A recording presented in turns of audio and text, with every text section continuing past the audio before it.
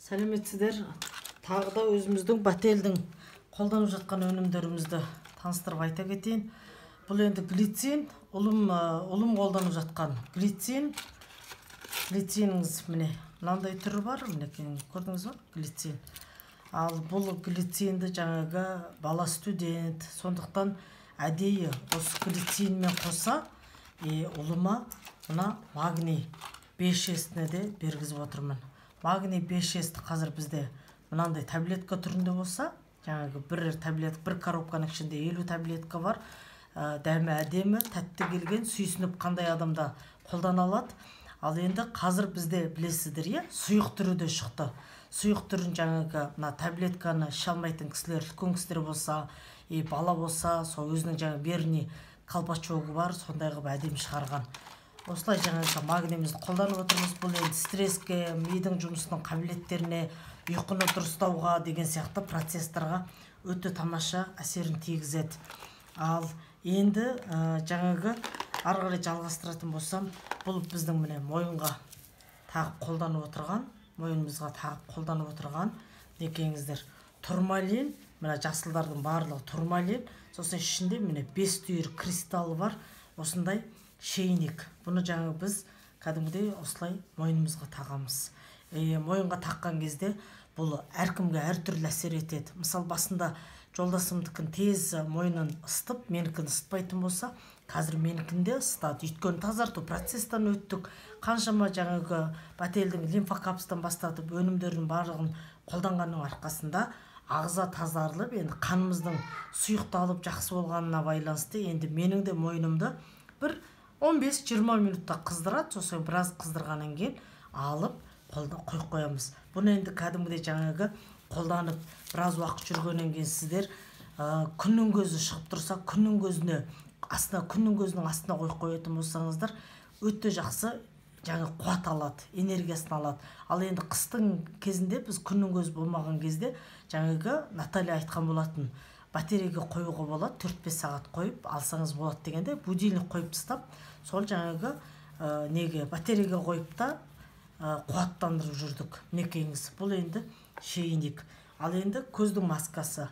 Бұл көздің маскасы енді сәл өзгеше, өйткені бер жағында жаңағы мына сияқты турмалин, кристалл, мына турмалин не жерде көрініп тұр ғой.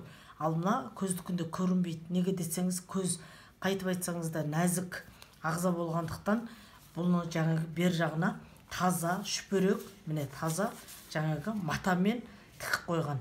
Бұл енді кәдімде көзге таққан кезде қатты қыздырмайды, бірақ та көздің бұлшық етін жаңағы босап, көздің жаңағы айналасындағы қан айналымның процестары жақсаруға, сосын кейін көздің қан айналым жақсарған кезде көздің көру процестары да жақсара бастайтынға арналған, осындай көзге арналған көздің маскасы деп саналатын турмалин өніміңіз осы.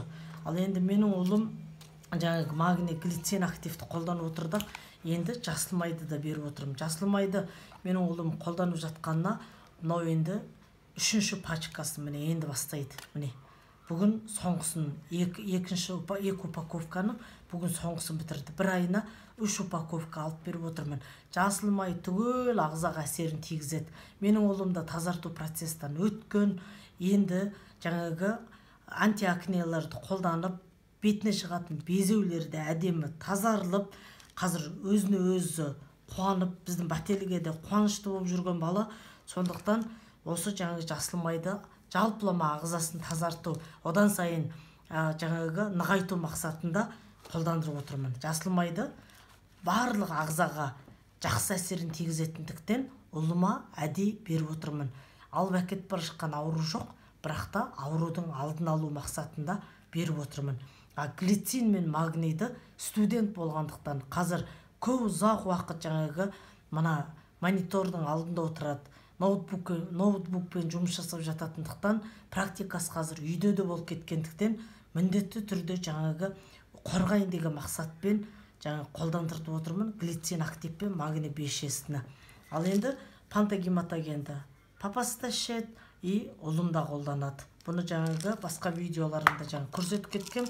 Мінекейіңіз осындай жаңағы жіңішке қоңыр келген біздің бренд болып саналатын маралымыздың өнімі. Пантагематоген қанның түйіршік, эритроцит, лейкоцитті қалпына келтіре отырып, біздің зат алмасу процесті норма қылып, барлық ағзаның иммунитетін көтереді. Ал енді дрожжи тонизирующий. Бұл дрожжи тонизирующийді менің кіші қызым қолданады. Өйткені ол балада студенттермен жұмыс жасайды, жаңағы өзінің творческийда жұмысы бар болғандықтан, гиперактивный бала болғандықтан шалдықпасын, шаршамасын деп, жаңағы активный болсын, жұмыс шаруасы одан сайын жақсы болсын деп, осы өнімді қолдандырып отырмыз. Бұл витамин, бұл жерде B витаминінің бүкіл түрі бар. Сосын кейін жаңағы аминокислоталарыңызды табасыздар. Бұл енді умственный и физический жұмыстарға өте жақсы әсерін тигізеді. Ашып сіздерге көрсетейін. Қызымның екінші қолданып жатқаны өзінің сумкасында, қазір ол жұмыста болғандықтан көрсете алмай отыр. Мынау келесі сол біткенде қолданатын өнім еді. Мінекейіңіздер, осындай жаңағы түрі бар. Осындай сопақтау келген, үлкендірек, тәтті келген жаңағы таблетка. Бұл кәдімгідей витамин болып саналады. Комплексный витамин болып саналады. Мінекейіңіздер, осы бәтелдің дрожжи тонизирующий деген осы. Ал енді ары қарай қызыма жаңағы мына нені беріп отырмыз? Сироп, бауырдың сиропсын беріп отырмыз. Өйткені ақырындап тұрмысқа шықпаған, бетіне безеулер шығып бастағаннан кейін ұнатпай, сосын кейін осы жаңағы бауырдың сиропсынан бір айда 5-еуін алып беріп едім. Қолданып жатыр. Енді осыны қолданып жатқан кезде менің қызым уақытша қазір дрожжи тонизирующийді тоқтатып отыр. Соңғысы бітті деді. Сосын кейін мына жаңағы женский комплексті да әзірге тоқтатып қойды. Өйткені тазарту процесс жүргізіп жатқанда обал болдырмайық деп, тазарту процесстен кейін барып қайта жалғастырып ішейік деп, міне женскийдің жаңағы капсуласы осындай. Көрдіңіздер ма? Местосилы Алтай, биогени. Женскийдік осындай, мужскойдікі көк түсі бар, көрдіңіздер.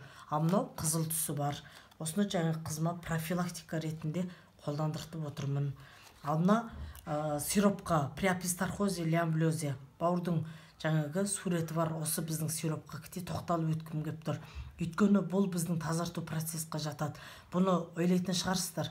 Жаңа бауырмен өтті ғана тазартады болды деп, жоқ, бұл ағзадағы жаңағы құрттарға қатысты өнім.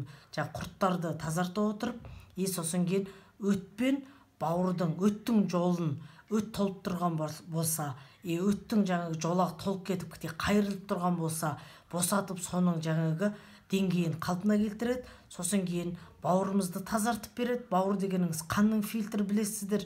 Сондықтан бауырымыз тазарылған жағдайда біздің қанымызда өте жақсы жаңағы деңгейде болады.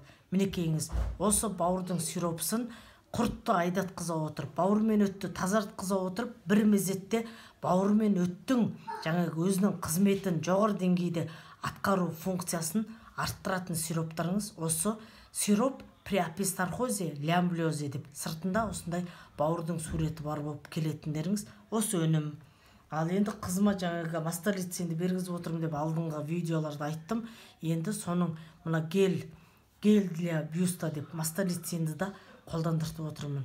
Өйткені тұрмысқа шықпады, алда әлі ана болу бақыты бар. Сондықтан қызымды жаңағы профилактика ретінде осы қазір біздің экологиямыз дұрыс емес болғандықтан көптеген жастар тұрмысқа шығып неше түрлі жағдайларды көріп жатқанды да көріп біліп отырғандықтан сақтансаң сақтаймын дейді ғой Алла Тағала. Сақтану шараларын жүргізіп профилактиканы сол жаңағы міне женский капсуламен, жаңағы мастолициннің мысалы жаңағы несінде бергізіп, мінекейіңіз капсуласында бергізіп, міне мастолициннің капсуласы мынандай қызыма бергіздіртіп, міне мастолициннің капсуласында ішкіздіртіп, қайтып тек қана түнде жағады.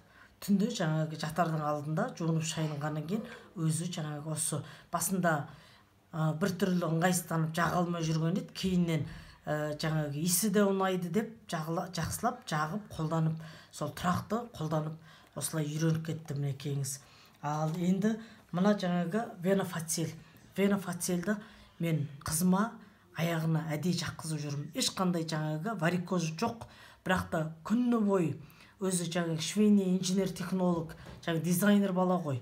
Кешке шейін аяқта тұрады, пішеді, оны жаңағы неше түрлі үлгі шығарады деген сияқты көп ары бері жүріп студенттермен жұмыс жасап, қазір практикасы болып жатқандықтан әдейі жаңағы мына аяқ ісімесін, кешке келгенде қан тамырлары дұрыс демалып, жаңағы өзінің қоректі заттарын алсын деген мақсатпен венофацелді жаққызып демеу көрсетіп жүрмін.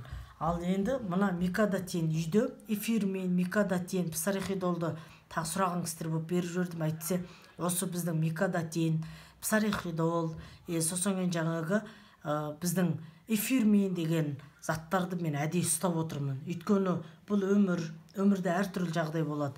Бұны өткенде жаңағы ұлымның қолының тура мына жерін жаңа кесіп алып келген кезде осы микадатинді ашып қолдандыртқанбыз.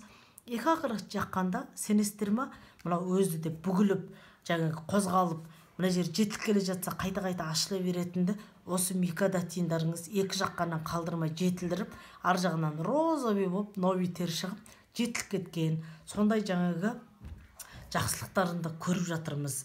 Сондықтан мінекеңіз, енді бұл жаңағы микадатин грибок болған, аяқтың бақайларының арасы суланып, жаңағы бірақ жағдайын кетіріп, сақырне әсіресе диабетпен ауыратын кісілерде осы грибоктың салдары болады екен. Сондықтан осы грибокты сіздер микадатинмен емдей аласыздар.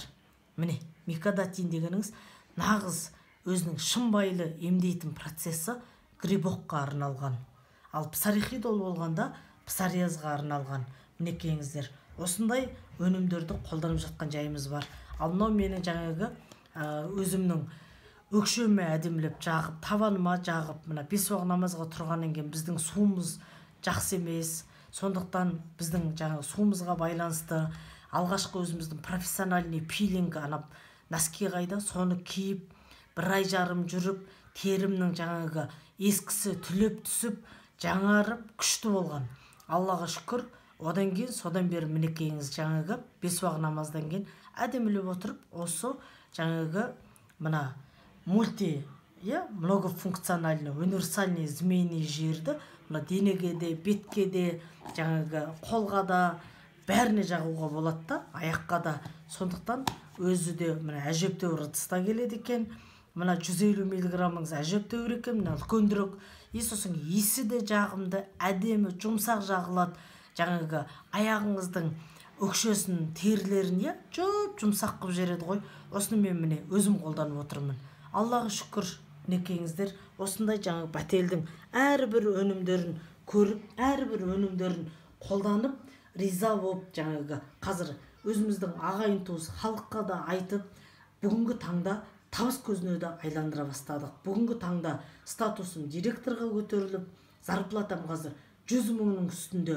Өткен айда жаңағы премиясын берген кезде 250 мың теңгеге дейін зарплата алып, осы бәтелден көрдім. Сондықтан барлықтарыңызды осы бәтелдің химикатсыз өнімдерін алып, денсаулықтарыңызды нығайтып, химикатсыз өнімдермен кірлеріңізді жуып, үйлеріңізді тазартып, химикатсыз өнімдермен өздеріңізді сауықтыруға шақырамын.